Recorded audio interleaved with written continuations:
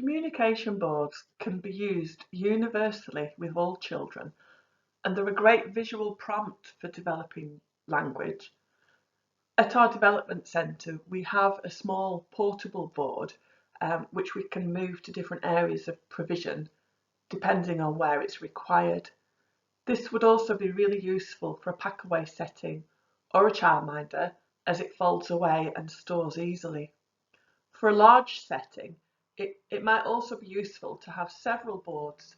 You could have one for each key person group, and in that way it can be individualised to the cohort of your children and their interests. What you put on a communication board is entirely up to you, as long as it's promoting speaking and listening. Your communication board could have perhaps a favourite book displayed with some of the key vocabulary that you plan to introduce to the children, or several song choices, so photographs of the songs um, which the children can choose from and sing at song or group times or any time during the day. A communication board could also have a visual timeline. This really does help boost children's confidence as they're aware of the routines that are taking place and what's happening during the day.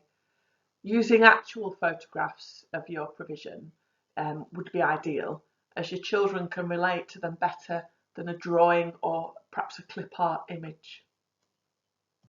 For children who have difficulty with transitions and processing what's happening in a busy early years environment, a simple now and next board is effective in explaining what's happening in the here and now. So the example here is we're hanging up your coat and then it's snack time. Do you incorporate singing and rhymes into your day? These are really important for speech and language. So perhaps choose a few rhymes to share with the children and display these on your communication board. You might also put a QR code onto each rhyme so that parents can scan the QR code and download the rhyme so they can say or sing it with their child at home as well.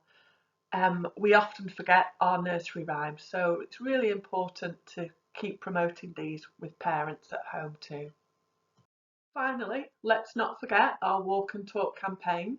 So a communication board could be used to share home learning, in particular any walk and talk activities. So if the families have been on a walk, they could send in a photograph that you might display, or if practitioners have been out on a walk with their own families, you could display those as well, and just to encourage everybody to be getting out, walking and talking.